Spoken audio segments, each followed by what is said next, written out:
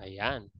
Okay, so welcome again, Josh, for another session of analytical chemistry. We'll just continue our discussion for complex acid-base systems. Last meeting, we discussed about complex systems. We actually started from phosphoric acid system, and then we proceed to the next one is carbonic acid system, right? So what's important here is that, let me reiterate lang ha, this different complex system, sorry, ang dami pa niyan.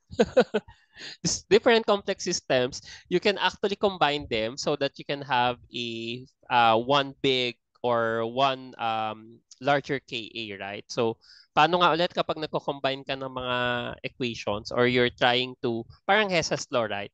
To add the equations, you need to multiply the different Ka values. Very applicable kasi yan dito kay carbonic acid system because the carbonic acid or the carbon dioxide system, we consider here the hydration or hydrolysis of water due to the dissolution of carbon dioxide. Diba? Once you have carbon dioxide in water, you form carbonic acid. And then this formation of carbonic acid actually has a equilibrium constant, which is 2.8 times 10 to the negative 3. And we all know that carbonic acid is what? At room temperature and pressure. Liquid. Liquid siya, but carbonic acid is what? Aqueous nga siya, in fact. Carbonic acid is, what will happen to your carbonic acid? Is that stable or unstable? Stable. No. May CO2 mo. Correct. So actually yung H2CO3, that will be unstable, right? So alam natin yan, thermodynamically speaking, unstable ang H2CO3. And then once in water, please take note of this, Joshua, once in water, this carbonic acid will undergo dissociation, forming hydronium ion and bicarbonate. This is your what? This is the first dissociation of carbonic acid, right? So technically speaking, hindi mo na nabubuo talaga yung carbonic acid once nilagay mo sa carbon dioxide sa water. In fact, mabilis to. Sobrang bilis lang ng reaction. No? Once you have your carbon dioxide dissolved in water, you form carbonic acid, then dissociate agad to form a more stable bicarbonate. No? So, please take note, this is reversible as well. Once you form carbonic acid, some of them will go back being carbon dioxide dissolved in water and then liquid water. Okay? So, since this one nasa Ka, so acid dissociation constant to ng first dissociation of carbonic acid. And you have this hydrolysis constant or equilibrium constant. You now have a final K, no? So, actually, ito yung observed Ka when carbon dioxide is involved. Tatandaan mo to ha, kasi sa biochem lumilitaw din to. Okay? Because carbon dioxide is the main, or the carbonic acid system is the main buffer system in our blood, no? So, yan yung lumilitaw dyan. Ito yung observe ngayon. Ito yung ginagamit biologically. So, the Ka1 for carbonic acid is 4.2 times 10 to the negative 7. So, in fact, parang pwede natin siyang sabihin na acid dissociation constant siya ni carbon dioxide, no? Kasi hindi na siya carbonic acid per se because your carbonic acid here is actually an intermediate, right? So parang intermediate lang siya. Hindi nga parang intermediate talaga siya. Because you dissolve carbon dioxide in 2 moles of water, you form a mole of hydronium ion and bicarbonate. So with Ka1 value of 4.2 times 10 to the negative 7. And then this bicarbonate, what will happen, Josh? This is possible, pwede pa siya dissociate. Correct. To form carbonate ion. Okay? And then we'll just adopt the second Ka2, no? The second acid dissociation constant for carbonic acid. So bicarbonate dissociating to hydronium ion, meron ka ng carbonate. Can we combine Ka1 and Ka2, Josh? Pwede ba yon? Can we still combine? Yes. Theoretically, yes, no? So we can have a continuous equation. So can you give me the equation from carbon dioxide down to carbonate? Sige, I'll write. Dictate mo. CO2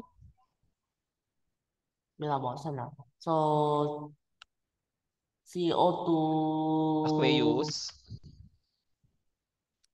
I'm plus instructing you to give me the final equation, carbon dioxide down to carbonate. CO2 plus 3H2O Good. equals Mm-hmm. Forming. 2H2O Okay, 2 hydronium ions plus CO2 plus minus plus again.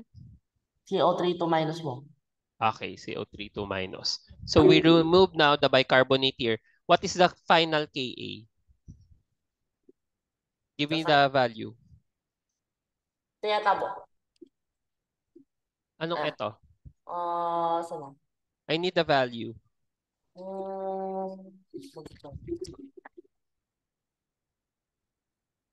What's your final Ka? So that's actually, ayan yung mangyayari. Kunwari, if you have carbon dioxide dissolved in water, it will react with 3 moles of water, then it will form 2 moles of hydronium ion and carbonate ion.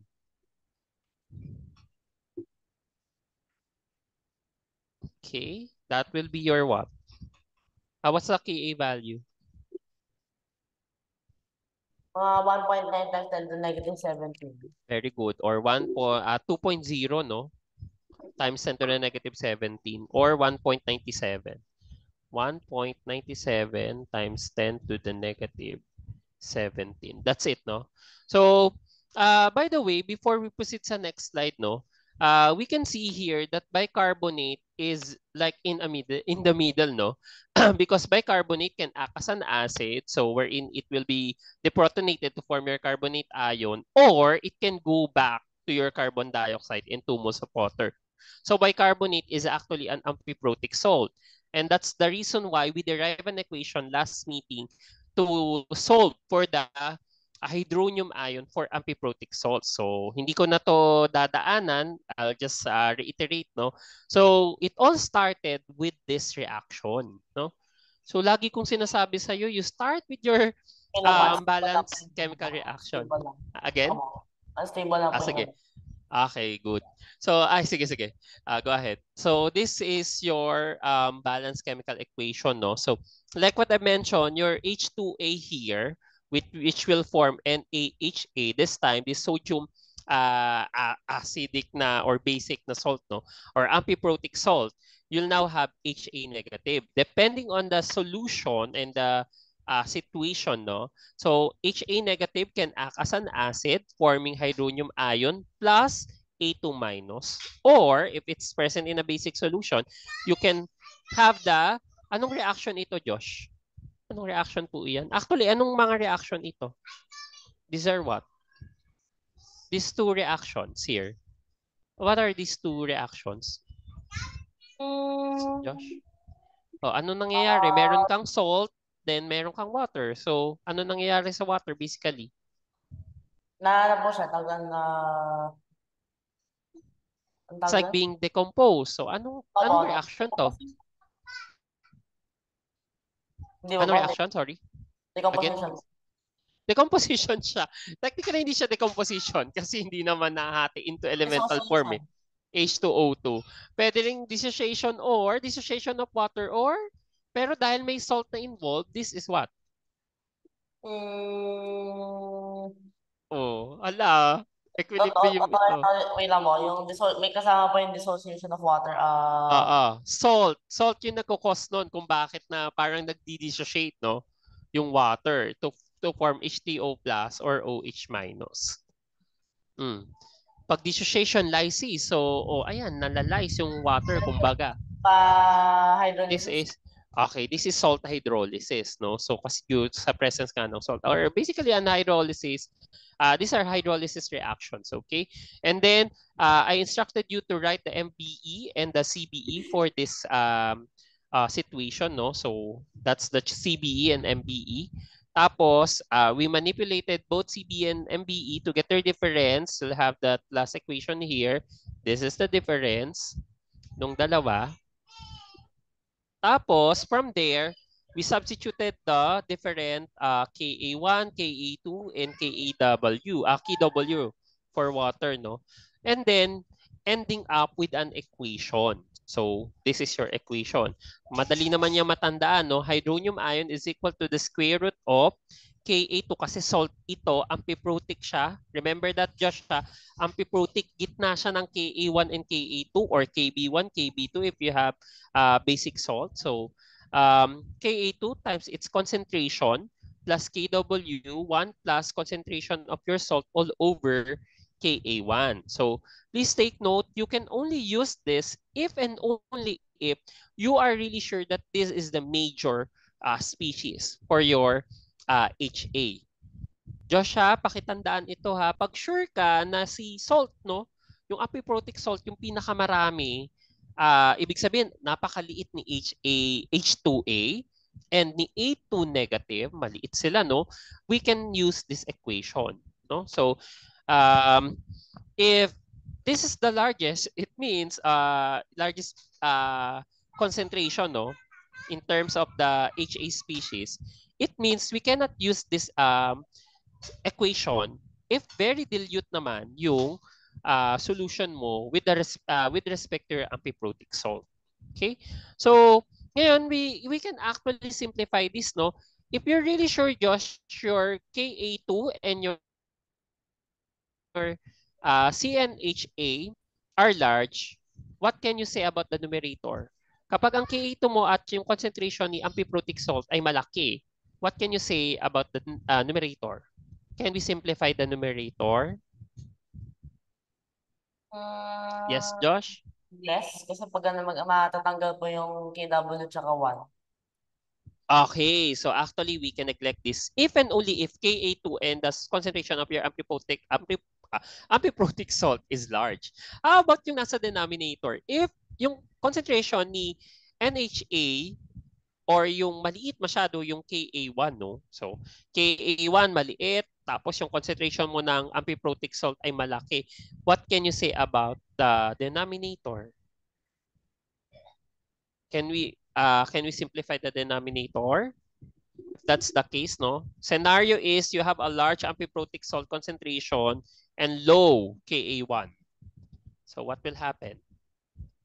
The ratio will become what? Yes, Josh? Malaki yung NHA mo, tapos maliit yung Ka1. What will happen to the denominator? Magiging po, magiging very large. Yeah. So yung ratio ay very large. So we can actually neglect 1. Okay? Ngayon, ito. If that is the case, kunwari both, no? Both, you can simplify si numerator and denominator. What will happen now to the equation?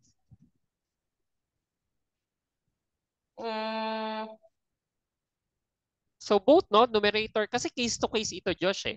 You'll see later, no? So sa una, pwede natin pala tanggalin si KW kasi masyadong malaki si Ka2 tsaka yung concentration mo ng amphiprotic salt. Let's say sa denominator naman, case 2, malaki din si concentration ng amphiprotic salt, ang liit masyado ng Ka1 mo. So, paano kung parehas yun na mag-a-occur? We can approximate the pH already or the concentration of your hydronium ion by multiplying what? K. Paano pag na-simplify sila parehas, both numerator and denominator? Ka2, Ka1. Very good. Ka2 times Ka1 or Ka1 times Ka2 to get the hydronium ion concentration. Let's proceed dito sa problem. Okay. So, calculate the hydronium ion concentration of a 1 times 10 to the negative 3 molar sodium HPO4 solution. So please take note of this, no, Josh. I'll solve number 1, ha. Paano ko malalaman kung anong Ka value ni phosphoric acid ang gagamitin ko? Ang dami niyan. Tatlo yan, no? Si phosphoric acid, right? So we have Ka1, Ka2, and Ka3, no? So sino dyan? I'll understand first the problem, no? So ang binigay sa akin ay Na2HPO4. Yun yung salt ko. So HPO4. So ibig sabihin, this will become 2 minus already. Tama, Josh, no? Tapos mag-hydrolysis ako ngayon. Okay? So ngayon, it's either pwedeng ganito yung pupuntahan niya, Josh, no? Magdiprotonate siya to form phosphate.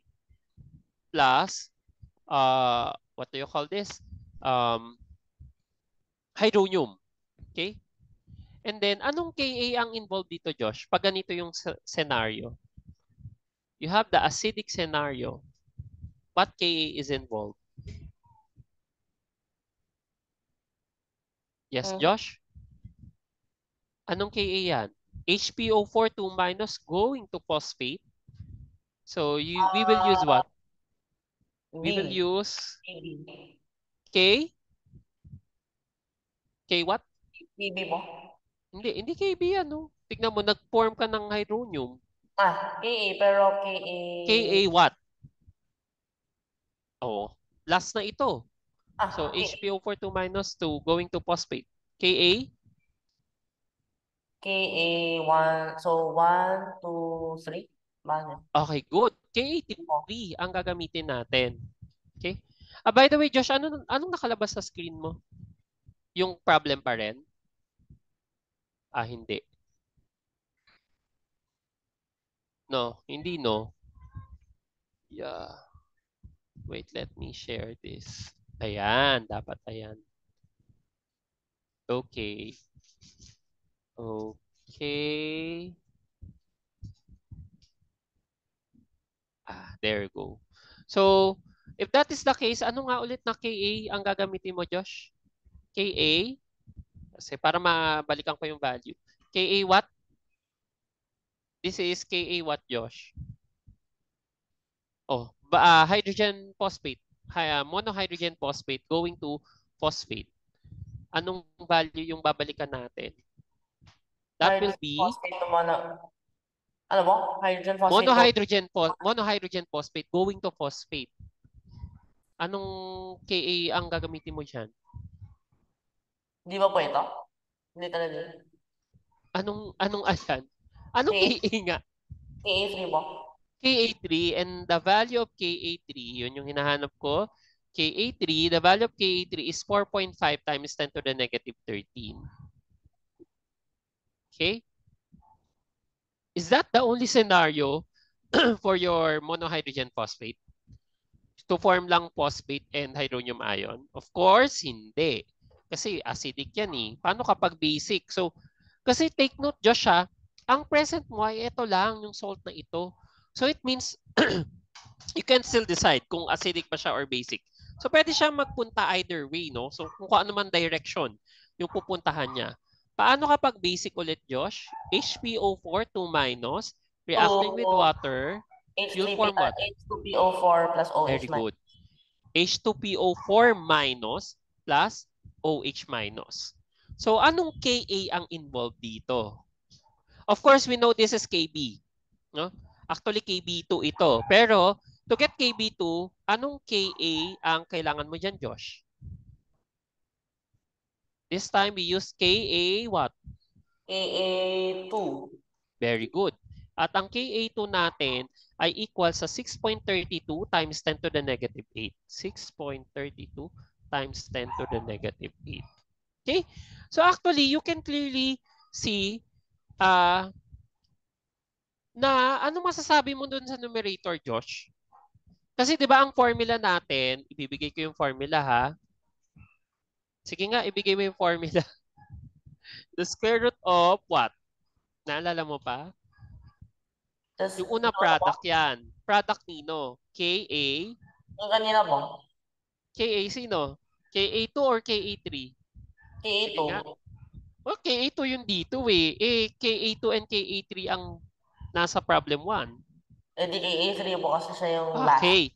Ka3 times the concentration nitong N2HPO4, right? Plus Kw. That's the formula, right?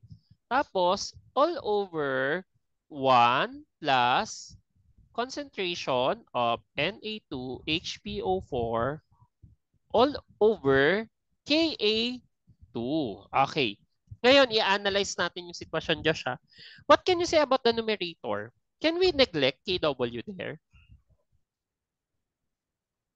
That may idea ka. Anong value ni Kw? What's the value of Kw, Josh? 1 times 10 to the negative 14, I think. Negative 14. What can you say about Ka3? Ano? 10 to the negative? 10 to the negative 13, halos. Ayun. So, kailangan ba natin, can we neglect KW there? No, kasi malapit na po siya. Correct. Kasi kahit yung pag minultiply mo yung 10 to the negative 13 dun sa concentration, masyadong maliit na, malapit na sa 10 to the negative 14. So we cannot neglect KW. How about sa numerator? Denominator, Josh. Look sa Ka2. Yun lang tignan mo kagad, si Ka2. What can you say about the value of Ka2?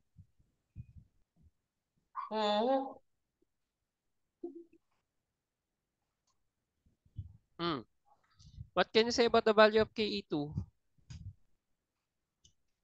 Yes, Josh? Sige, tignan mo yung Ka2. Negative 8. Tapos, ano yung concentration? That's basically 0.001, right? Or 1 times 10 to the negative 3. Magkaka-idea ka dun sa ratio nila. 0.001 over negative 8 or 10 to the negative 3 over 10 to the negative 8. Can we simplify the denominator here?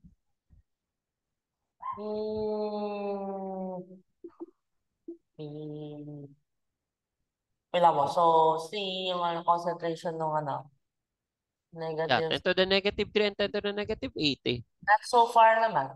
Yes, kasi 10 to the 5th yan. Tama ba? Or 10 to the 4th ang magiging nila, ratio. Ayan ngayon yung simplified. So, ngayon, gagamitin na lang natin. So, actually, kung ayaw mong mag-simplify, pwede naman dire-diretsuhin mo na to eh, no? Pero ako, binibigyan kasi kita ng fast solution para hindi ka na ta-type ng mahaba dun sa mo, no? CalQ. So, this will become Ka3. That will be 4.5 times 10 to the negative 13. Multiply it with a concentration of 0.001. That's 1 times 10 negative 3 plus Kw, which is 1 times 10 to the negative 14. Lalagyan ko ng ganito ha, para hindi ka maano. Then concentration is 0.001 ulit, all over Ka2, which is 6.32 times 10 to the negative 8. Can you give me, Josh, the hydronium ion concentration and the pH na lang din?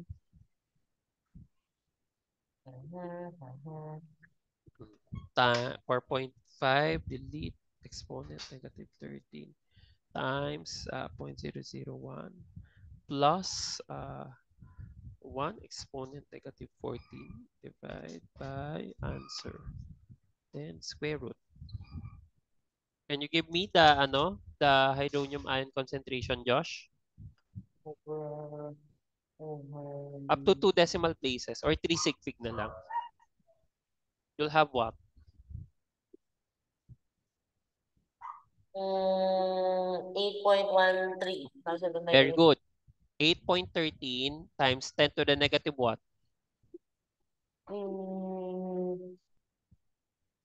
Negative? 10. Negative 10 molar. And the pH is what?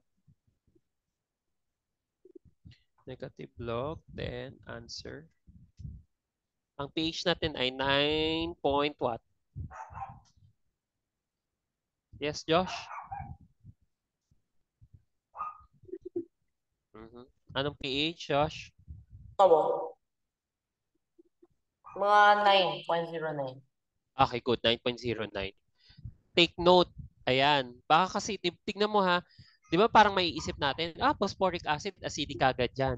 But this is not the phosphoric acid anymore. Please take note, this is sodium monohydrogen phosphate. It's closer to phosphate. Magkaka-idea ka na, okay, mas nasa basic side siya, no? So, in fact, the basic reaction is more spontaneous, kumbaga, no? So, parang siya yung favorable, kumbaga. So, that's the correct term. The basic reaction is more favorable for this case because the pH says here, it's 9.09 already. Okay? How about number 2 and 3? O, isolve mo ngayon ito. Sige nga, may copy ka nito ha. So, or pwede mo screenshot muna 2 and 3 and then share your whiteboard. Let us check kung makakapagsulat ka na. Na-screenshot mo na, Josh? Yes, Josh. Susundan mo lang to ha. Ito lang yung equation. Ka2 times concentration ng amphiprotic salt plus Kw all over 1 plus concentration ng amphiprotic salt over Ka1. So, depende kung, like, kunwari, phosphoric acid, ang dami niya, Ka1, Ka2, Ka3, no? Okay na? Na-screenshot mo na, Josh? Stop sharing na, ha? We're good? Wait lang po, nag-pop up yung internet connection sa stable habang screenshot. Okay. Okay na po. Okay, good. Then, I'll stop sharing. Tapos, ikaw naman. Check mo yun or find number 2 and 3. This time, number 2 and 3 naman. Sige, you try to share screen. Enable ba? Wait lang. Ayan, naka-enable na mag-share screen. Yun. Sana okay na yung whiteboard. Oo. Hindi, try mo lang whiteboard. Sige, go ahead. O gusto mo dyan na lang para at least okay din dyan. Suspense. Oo. Oh, well, no, anyway, let's see kung makakapagsulat ka. Saan napunta? I can see your cursor. Can you write?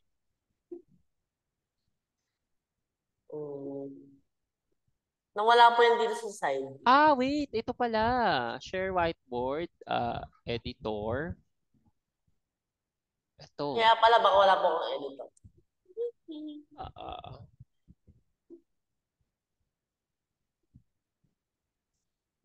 Anyone can share.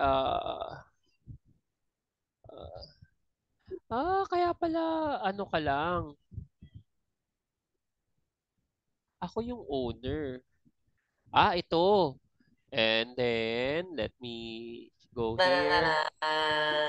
Try nga natin to. Click mo nga yan. Link access ito eh.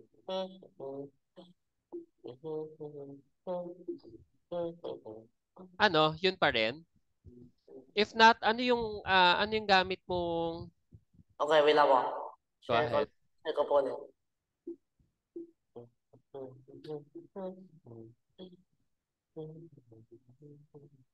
Hopefully, sana meron ng meron ka ng access dun sa drawing tools.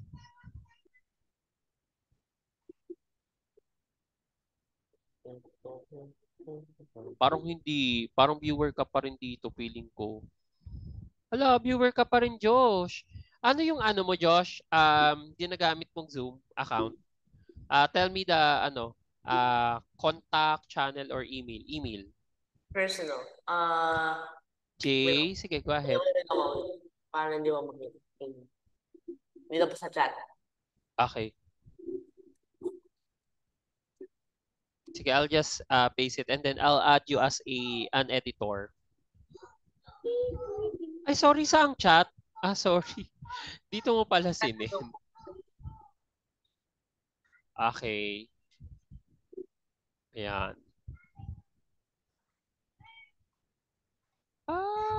I see. Nakaano pala ako. Gets.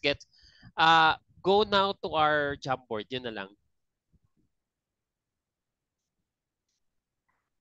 Sige, please unshare and then ako na mag-share kung sa Jamboard din. Go to your Jamboard na diretso ka na, then ako mag-share. Tapos para makita ko yung mo, solution.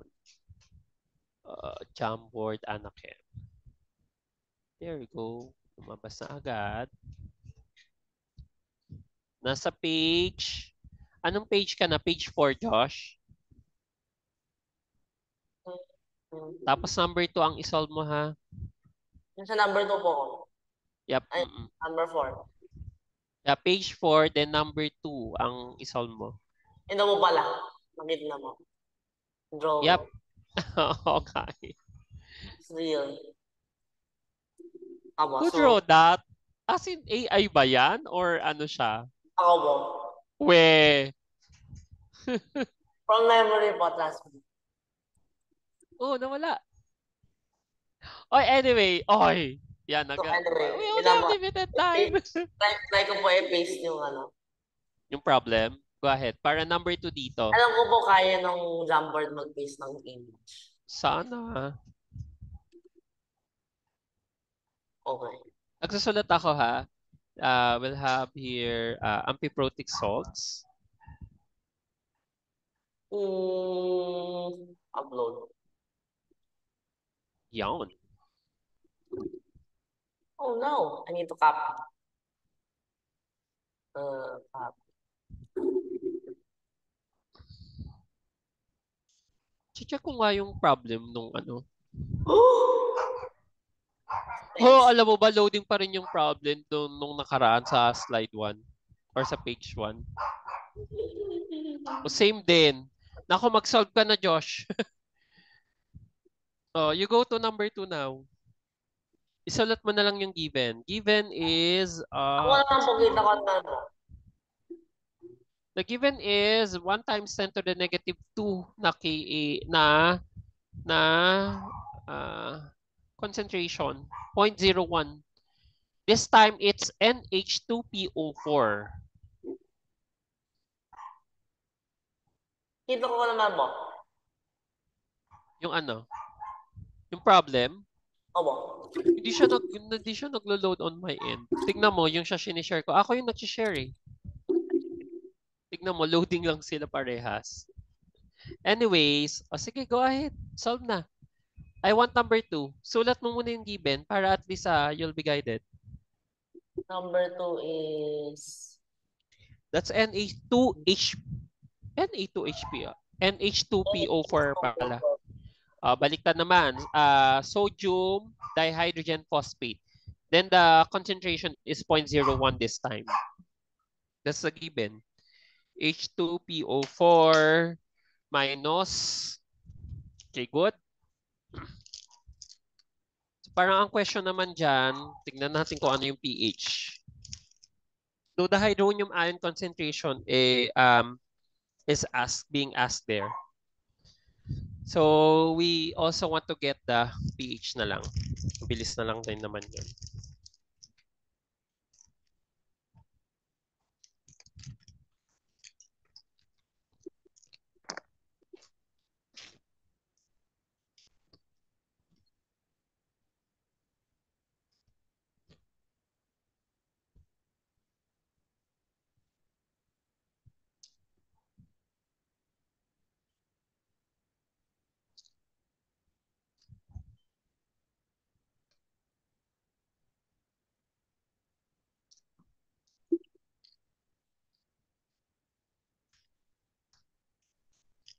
Okay, Josh, mag-solve.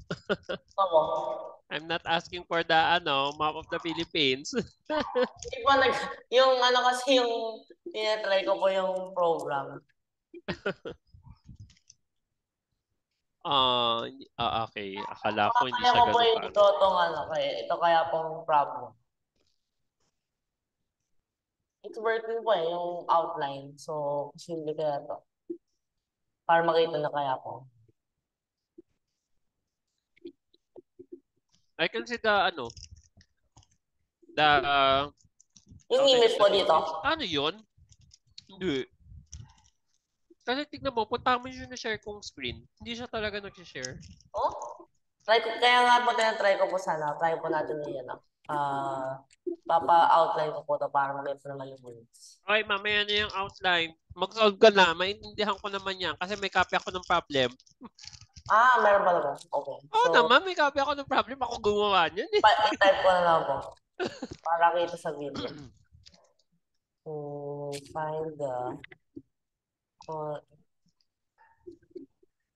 Kahit yung given lang, maintindihan na natin yan. Alam mo kapag alam mo na yung content kasi, basta may given lang din, tapos may solution na and then yung answer, you can actually recreate the problem, no? Or you can just paraphrase the problem. You'll not get the exact words, but then you can have an idea na ito yung hinahanap, ito yung tanong. Kita na mo?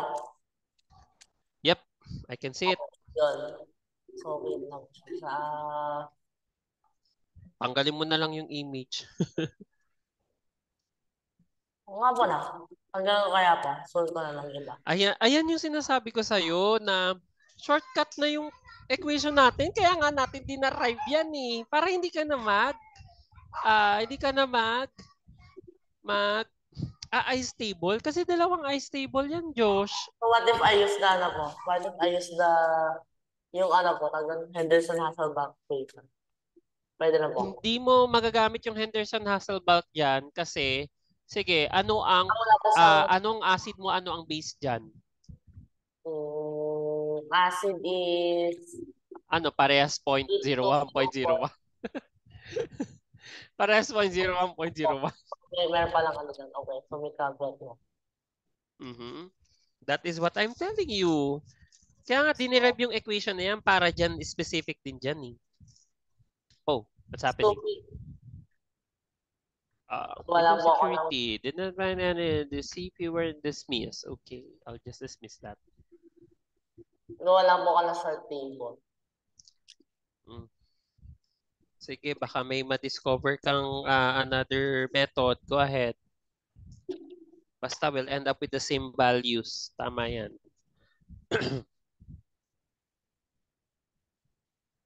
Ano yan?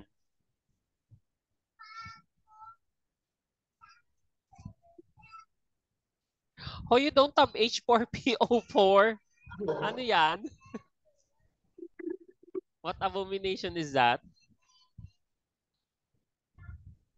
Ano lang po, parang ano. Para lang kompleto po yung table.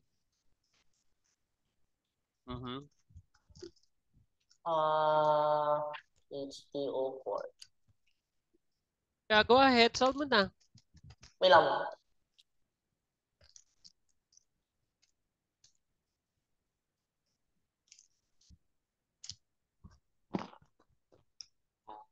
Option dito is Ka1.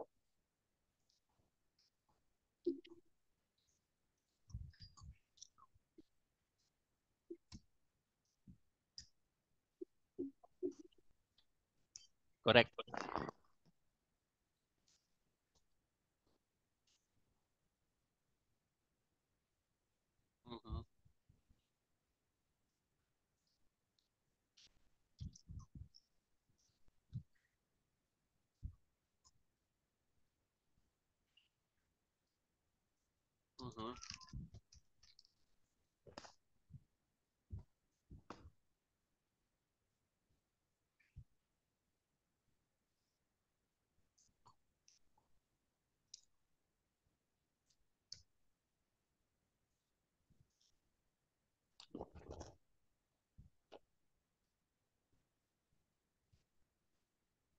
Analyze mo, may effect kaya yung KW dyan? Kasi K8 pa lang gagamitin eh. K8 is 10 to the negative 8, diba? If I'm not mistaken. Yung parang 1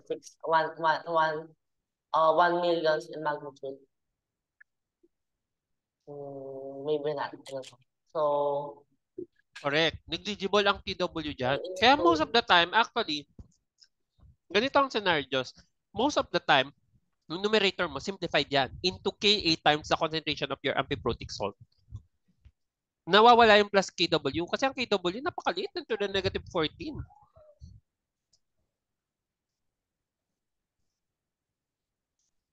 O, paano yung 1? Can you neglect 1 there? Oo. Seryoso? Plus 1 yan ha? Are you really sure? 0.01? At bakit 10 to the negative 8? Diba ano nasa numerator? Ka2, right? Anong nasa denominator?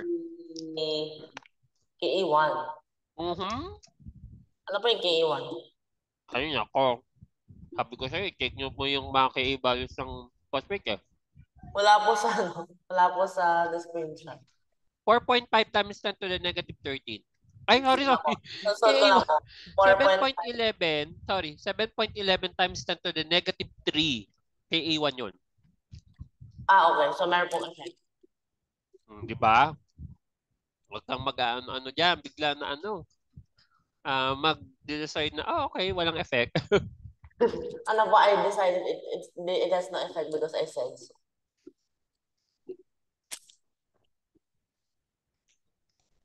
One, yan. Opo. So, Good. mga something, ano kaya po?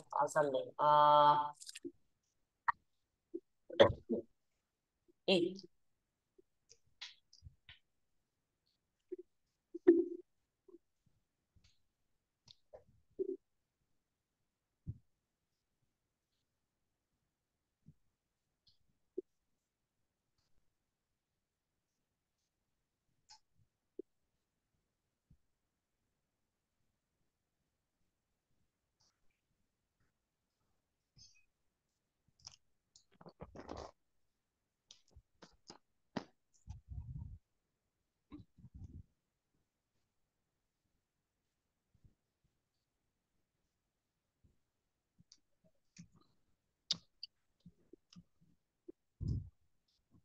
What's the value?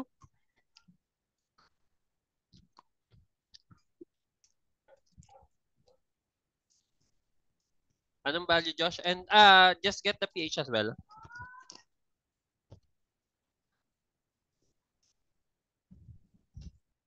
kaya pala, kung hindi ko pala nilagay mo sa ano, yung normal calculator mo. Nasa complex mode pala po. So,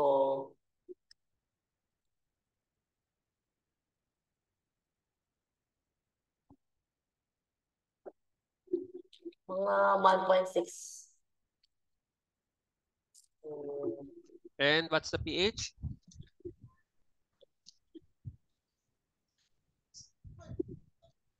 Okay, correct. 1.6 times 10 to the negative 5 and the pH is 4.79.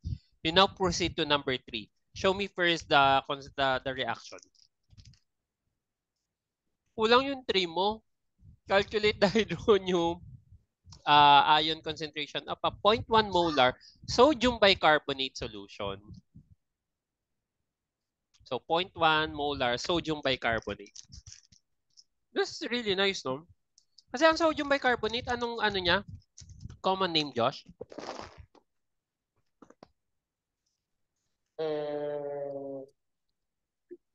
Baking soda. And you'll see there an equation na ang bilis mo makukuha yung pH ng baking soda.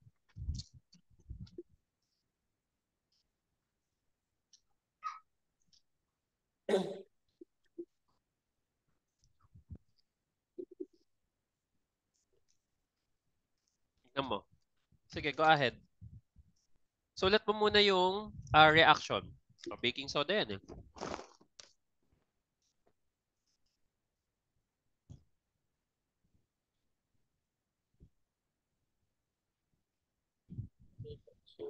So, therefore, saan na po siya? Yun.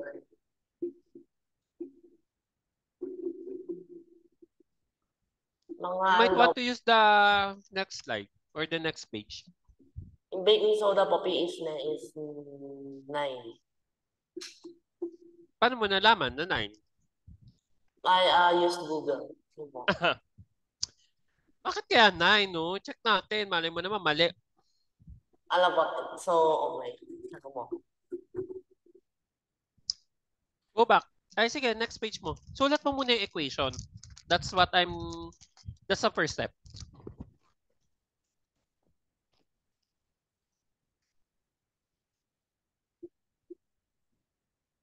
Kaya mo.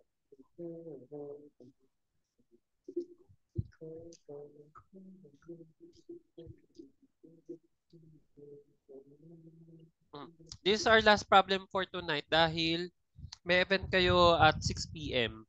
Mabo. O, dali. Para ma-check pa natin.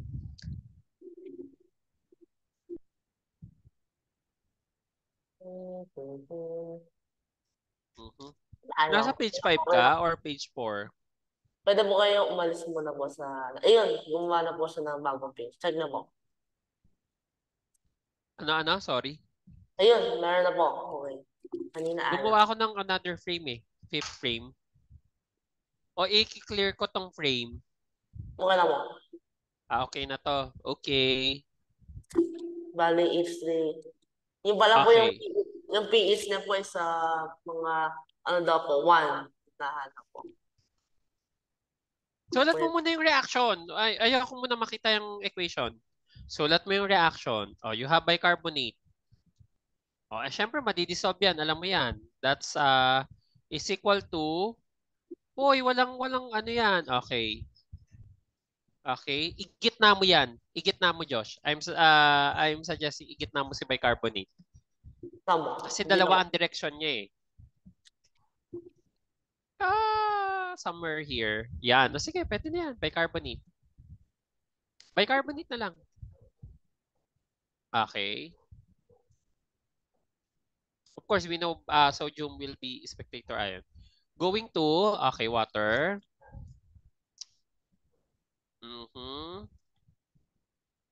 Okay. So, yung papunta muna dito sa left side. Going to the right side rather. You form. Hindi, wag yan. OH yan, di ba? Ayan. Okay. Anong Ka ang involved dyan? Ilagay mo sa ilalim ng arrow. Anong Ka ang involved muna, Josh? Nung nasa right side. KE2. KE2 po. Very good. Ka2. Yan, lalagay mo siya para guided ka. Next, balik ka. O, ano mabubuo?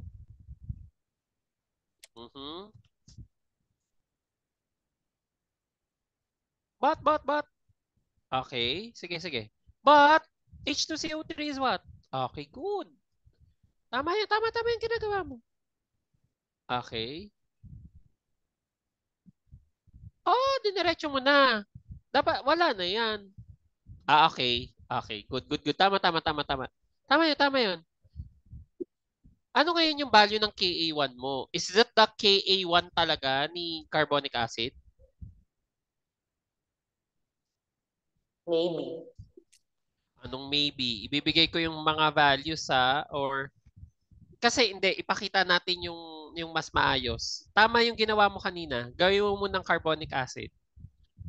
That's the intermediate eh. Carbonic acid.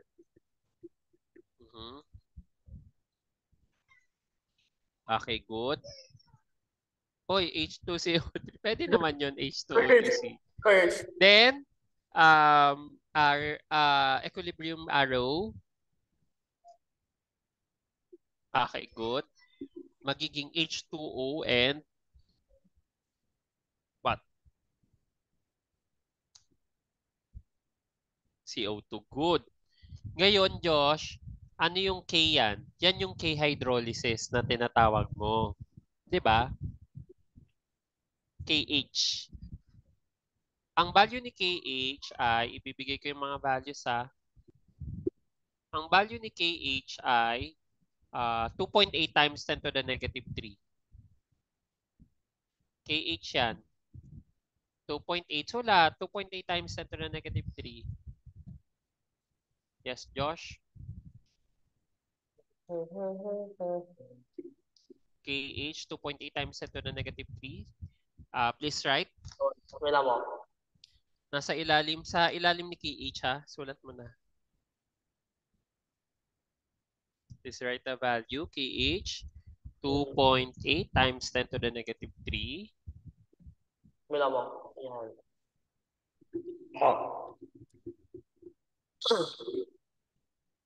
Yun. Igual sila ba? 2.8 times 10 to the negative 3.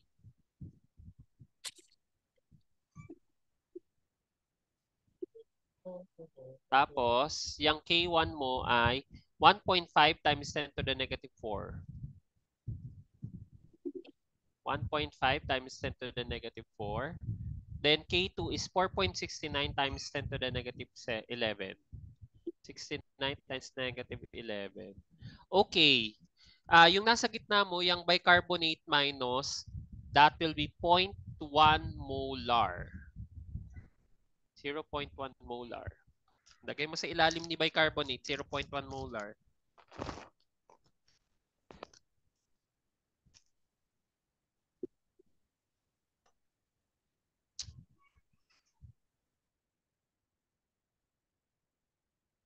1 molar.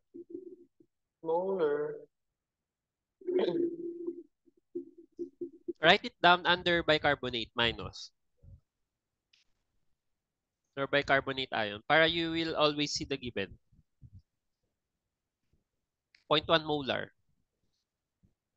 And then now, write the equation. Okay. So, dito ba? 0.1 molar yung nasa ilalim. Alright na nga. Ayan. Good. pero paano po to? Ayan yung sinasabi ko sa'yo. Di ba, ibig sabihin, dalawa lang naman ang Ka na kailangan mo, right? Opo. Sa formula. Correct? Opo. Ito lang. And it means you need to combine this. So how will you combine this? What's the final Ka? It's equal to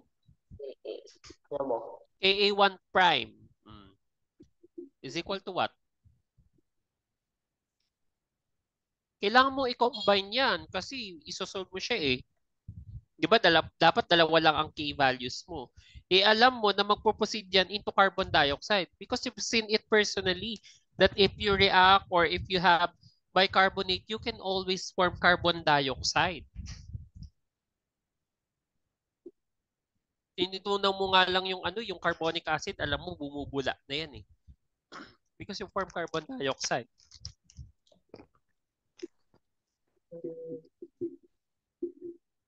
Okay, yan ba?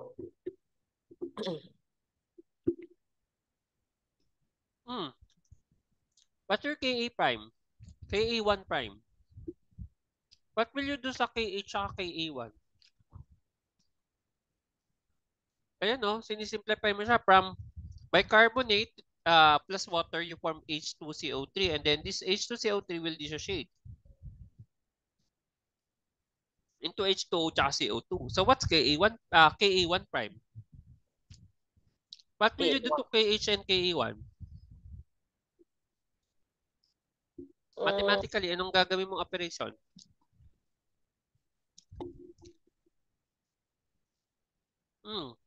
Sulat ko ha, parang ganito yan.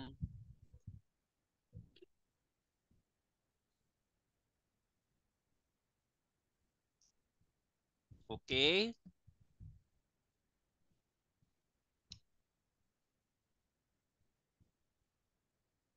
Tapos, this is the H2CO3 magiging H2O and CO2. So, your KH is equal to 2.8 times 10 to the negative 3. So, what will you have is, ang final mo ay ganito. H2O plus HCO3 minus going to H2O plus CO2. So, anong final Ka1 prime mo? Anong gagawin mo sa two values, Josh?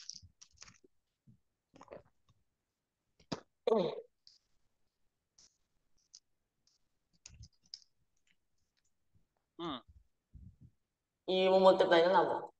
Okay, what's the value? Something. Wala mo. Yan.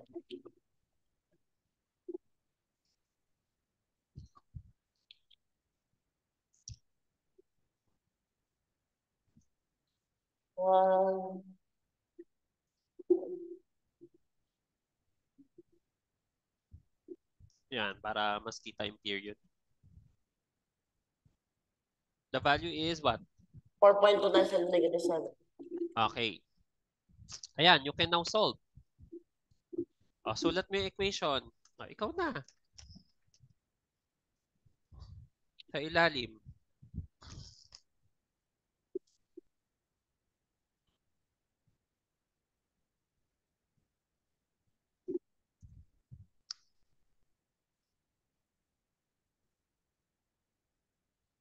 Negative 7. Okay? Go ahead, Josh. What will you ano? What's the pH?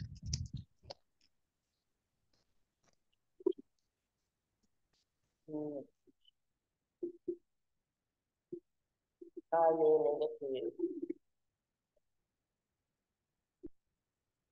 Write first the equation. Dun ka muna ulit. Ako, Ano yung equation natin? square root of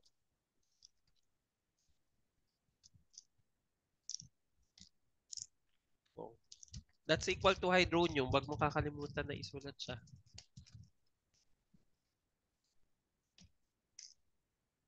Okay. Sige, formula lang muna. Okay. Plus all over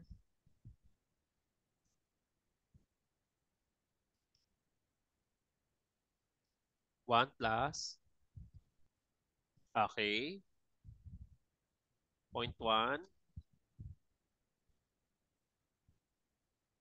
over anong value nung nasa ilalim kaya? K1. Okay, good. Okay, stop muna, Josh. What can you say about the numerator? Can you neglect KW? Check mo yung Ka2.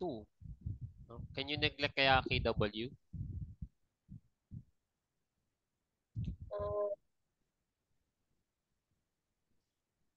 0.1, yung ano, yung concentration mataas-taas yan.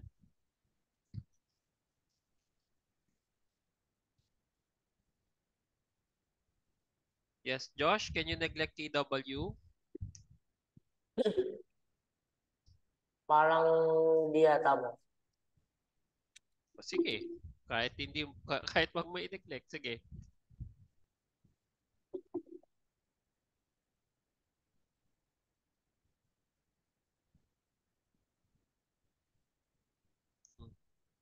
How about yung denominator? Can you neglect 1?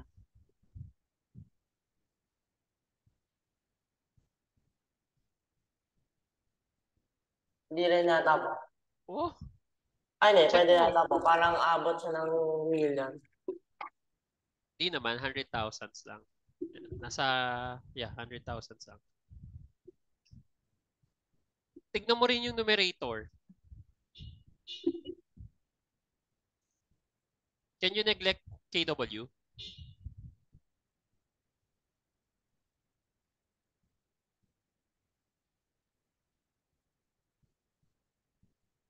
Kasi add yan eh. I-add mo sila, sum. K2 is 4.69. Exponent negative 11. Ita times ko kay 0.1. May effect kaya si water dyan? Yes, Josh.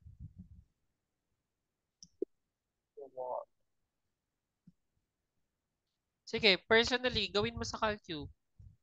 Yung numerator lang muna. Yung numerator. PE2 is 4.69.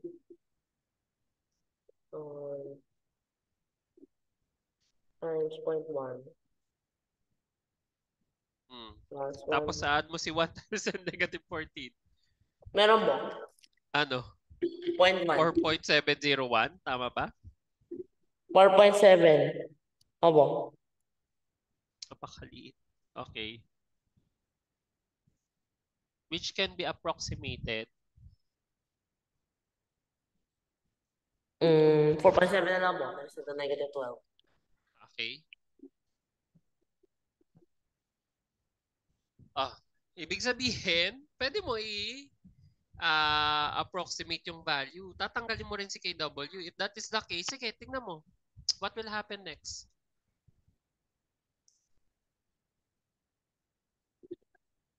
Anyway, kahit hindi mo naman i-neglect is maliit pa rin naman. 4.701 times 10 negative 12. Or 4.71.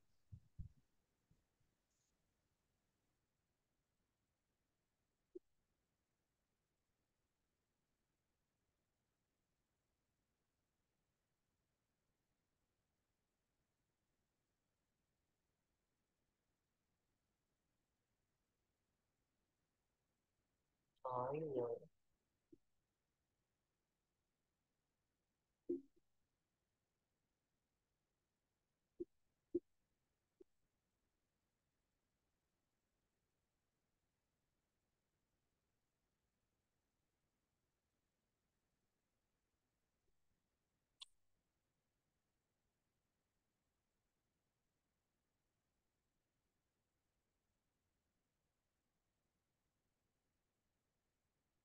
Yes, Josh?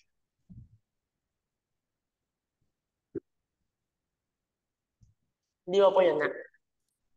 Naano Oh, ko na yata. sige, Wait lang po. i-solve mo na. Actually, yung numerator pwede mo rin i-simplify eh. Dahil masyadong maliit naman yung 1 times 10 negative 14. Ayun. Sige, you'll get din naman na pH.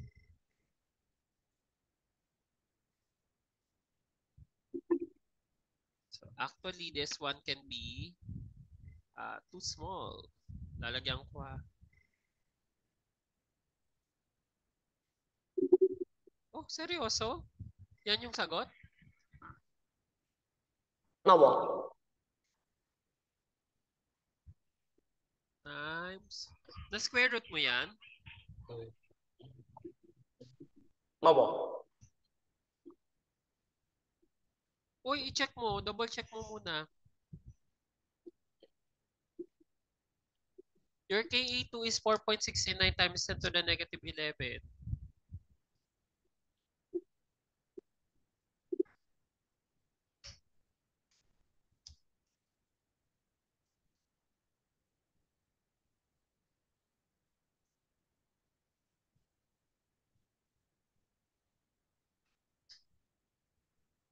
Yes, Josh, ano na?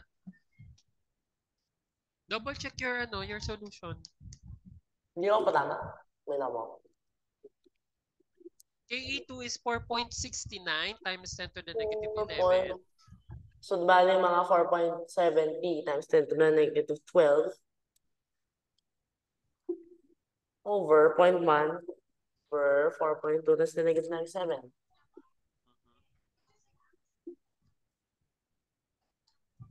Make sure naka-enclose yung 0.1 over 4.2 times the negative 7 ha. Then take the square root of the quotient.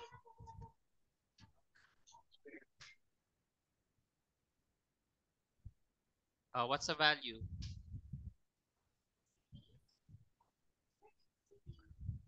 4.44 times to the negative 1. Uy, hindi.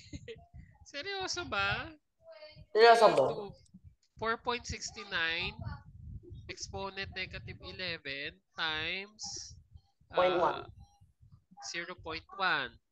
Then, i-divide ko sa 0.1 divide 4.2 exponent negative 7. Okay. And then, iti-take ko yung square root. Oh! Oo. Oo. I see. Kasi nga, hindi mo siya 8.35. Wait, sige. Negative log 10 answer. Yeah, 8.35. Not neglecting water here. Yeah, that's the pH of your ano nga ito?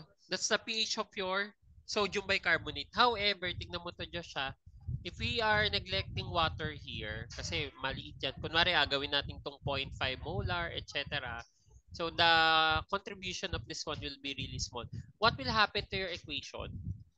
Pag na-neglect to, we can actually cancel out the 0.1. Tapos, ang mangyayari is, ganito na yung simplified formula. Yan. So, the square root of Ka1 times Ka2. And what can you get dito, Josh? Ka1 times Ka2. Ka1 times Ka2 mo lang. Ito, yung Ka1 prime times Ka2. Tama naman po yung mga PA values. Tama naman. Kasi ang ginawa natin dito, hindi natin neglected to, yung 1 times 10 negative 14. Sinama natin siya. That's actually okay din. So, with KW. ito ang solution with KW. What if we can neglect the effect of water? KW lang. So magiging KA1 prime times KA2. Ito yung third scenario wherein you can simplify both numerator and denominator. Therefore, you can cancel out the concentration of your amphiprutic salt. You'll only have the square root of Ka1 times Ka2. And what's the value for sodium bicarbonate? Sige nga, Josh. Sige, go ahead. Ka1 prime, that's 4.2 exponent negative 7. I-times natin kay Ka2 which is 4.69. Exponent negative 11. Then get the square root of that. What's the answer, Josh? 4.44 na 7 negative 9 mo. Yun nga yung sinasabi ko kanina. So almost the same siya. 4.44 nga eh. Ito yung inaano ko sa iyo na you can actually neglect this and you'll end up having the same the same molarity. Okay? Tapos, ayan, 4.4 times 10 to the negative 9.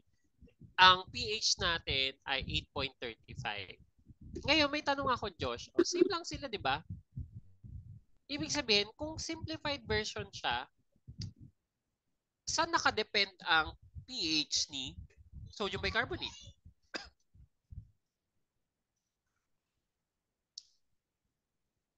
If this is the case, no? Saan nakadepend ang pH ni sodium bicarbonate if that is the case?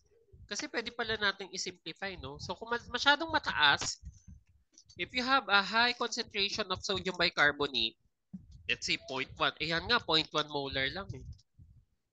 So, dependent pa ba ang pH ni sodium bicarbonate sa concentration ni sodium bicarbonate itself? Yes, Josh? Sige, look at the formula. Kasi we can simplify pala eh. We can simplify the formula into the square root of Ka1 prime times Ka2. So what can we say about this, Josh? Is the pH of your, di ba we simplify the formula and we'll have the same answer lang naman eh. Ayan, no?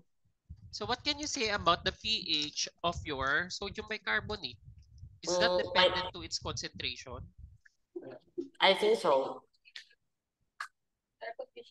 Hindi mo. Not. Kasi nahalos wala nga po. Wala na siya. Kasi nga na-simplify natin siya, no? So, kaya ayan yung, Josh, every time, ito yung shortcut, Josh, every time magpre-prepare ka ng sodium bicarbonate solution, yan ang approximate value ng pH. 8.35. Hindi po 9. Hindi siya 9. This is a maximum. Yan talaga. Yan ang totoong value. Kasi we already get the the Ka1 prime and then yung Ka2, alam din natin. So, yun. Siguro may variation. 8.3 po siya pag yung at room temperature. O, di ba? Ayan na yun. Yan yung proof, no?